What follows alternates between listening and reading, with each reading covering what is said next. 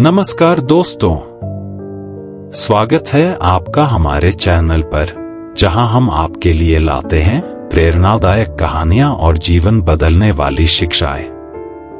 आज हम आपके लिए लेकर आए हैं एक सुंदर और गहरी सीख देने वाली कहानी।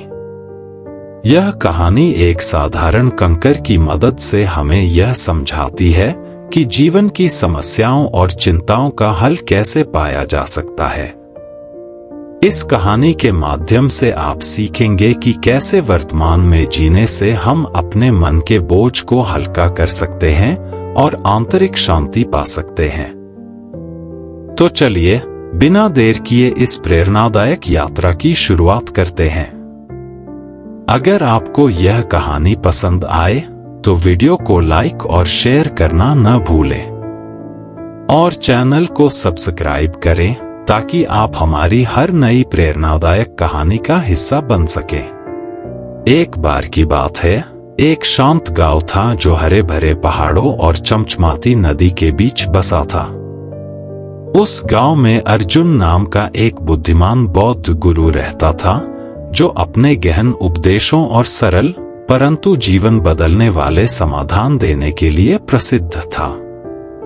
दूर दूर से लोग उनकी शिक्षा प्राप्त करने आते थे।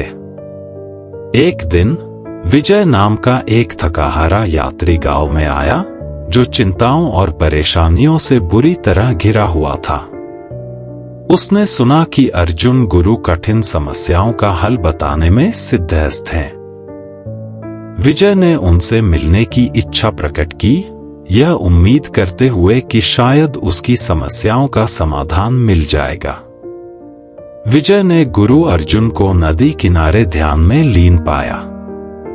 उसने विनम्रता से प्रणाम किया और अपने मन की सारी बातें खोलकर रख दी।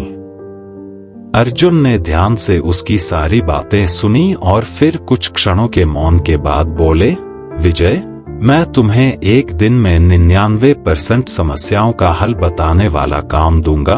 विजय उत्सुकता से उनकी ओर देखने लगा। गुरु अर्जुन ने मुस्कुराते हुए कहा, कल सूर्योदय से पहले नदी के किनारे आना और अपने मन को शांति और खुलेपन से भरकर आना। तब मैं तुम्हें एक विशेष कार्य दूंगा जो तुम्हारे जीवन को बदल देगा। अगले दिन विजय समय पर नदी के किनारे पहुंचा। अर्जुन गुरु ने एक छोटा सा चिकना कंकर उठाकर विजय की ओर बढ़ाया और कहा, इस कंकर को अपने पास रखो और पूरा दिन इसके बारे में किसी को कुछ न बताना। ध्यान रखना, तुम्हें इसके बारे में सोचने से भी बचना है। विजय ने थोड़ा हैरान होकर कंकर ले लिया और वादा किया कि वह गुरु की बातों का पालन करेगा। दिन भर विजय उस कंकर की उपस्थिति से विचलित होता रहा।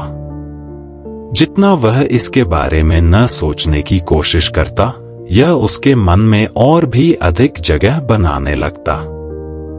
लेकिन धीरे धीरे उसने महसूस किया कि उसकी पुरानी चिंताएं और समस्याएं पीछे छूटने लगी हैं।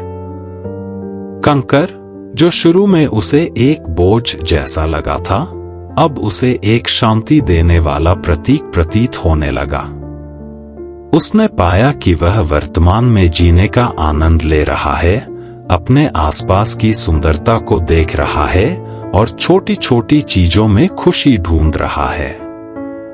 शाम होते ही विजय नदी के किनारे वापस पहुंचा, जहां गुरु अर्जुन मुस्कुराते हुए उसका इंतजार कर रहे थे।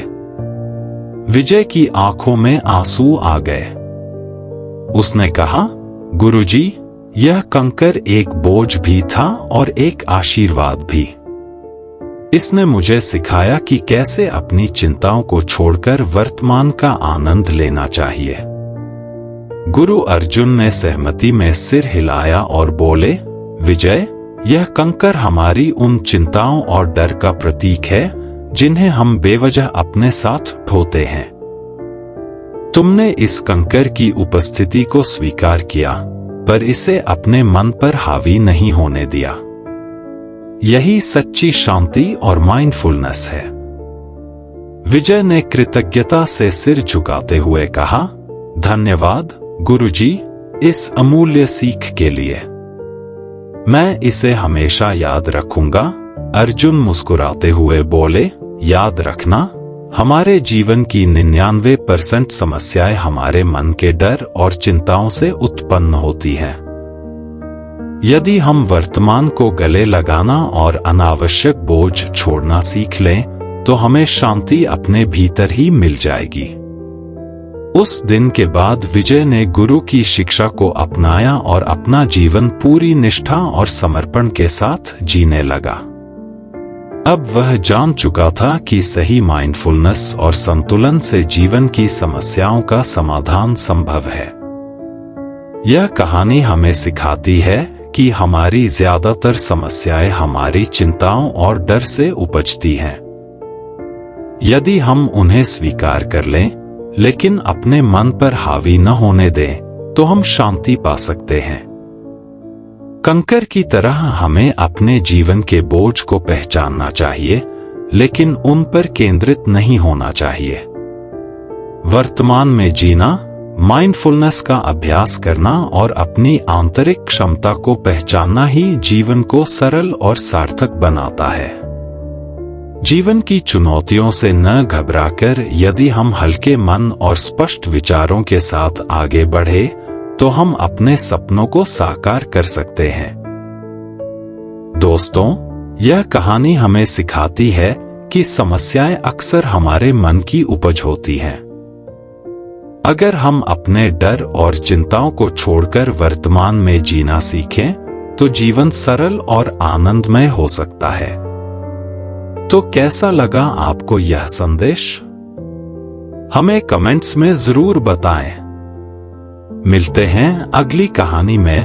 तब तक के लिए खुश रहें, स्वस्थ रहें। धन्यवाद।